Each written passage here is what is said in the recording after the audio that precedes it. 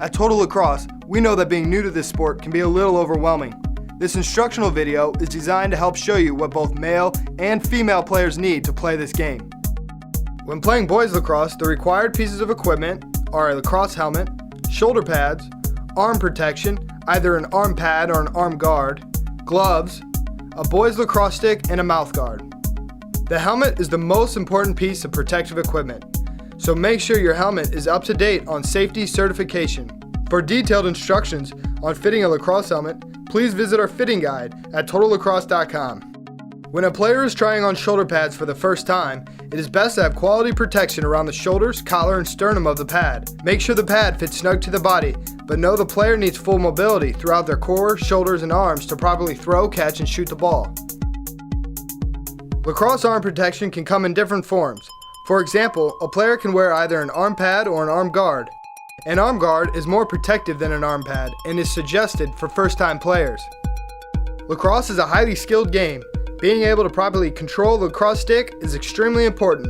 Make sure you have gloves which properly fit. When trying on lacrosse gloves, make sure the player has full mobility of their fingers, and the wrist protection covers roughly 2 inches past the wrist. A boys lacrosse stick will have a mesh pocket and range from 40 to 42 inches in length. For our younger players, make sure to talk to your coach to help you decide if you should cut your lacrosse stick down for easier control. Before doing so, verify that if you do cut your stick, you don't interfere with league rules. If you're needing assistance in learning about the differences between lacrosse sticks, please contact one of our customer service representatives to help find the best stick for you. Lastly, the player needs a mouth guard. When purchasing a mouth guard, check the size to assure a proper fit.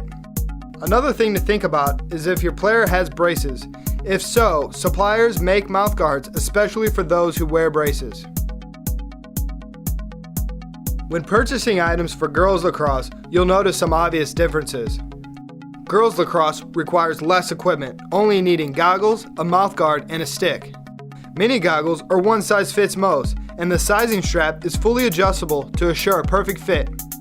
Just like the boys, make sure you purchase the correct size mouth guard so that the player can breathe properly and the guard doesn't interfere with play. Unlike a boy's stick, a girl's lacrosse stick cannot be strung with mesh. Men's and women's lacrosse sticks are very different.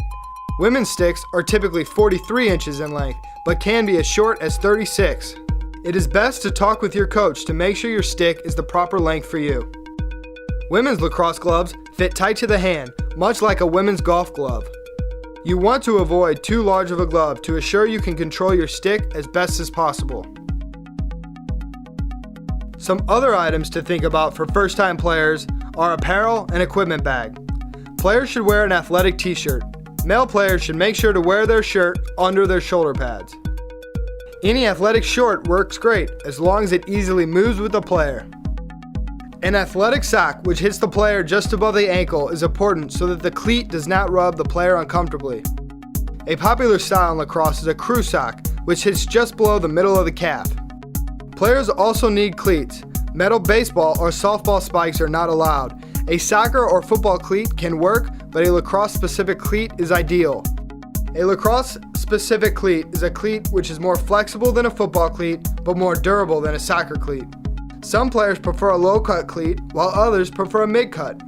In lacrosse, a mid-cut cleat is more popular, but ultimately the choice is left to the player. Cleats are made specifically for each field surface. It's important to get the right cleat for the surface you'll be playing on. It is highly suggested that male players wear an athletic cup. Although it is not a required piece of equipment, it is something you'll never want to get caught without. A great way to wear an athletic cup is by the use of compression shorts, which hold the cup close to the body and eliminate unwanted movement. Lastly, you'll want to pick up an equipment bag to carry all your gear.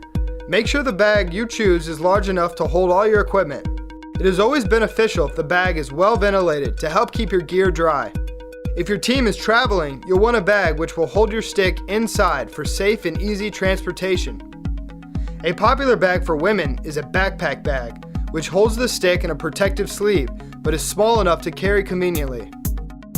I also want to encourage you to check out the U.S. Lacrosse organization at uslacrosse.org.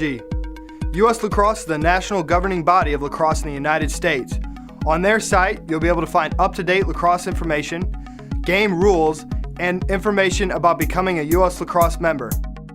Thanks for watching, and for all your lacrosse needs, visit TotalLacrosse.com.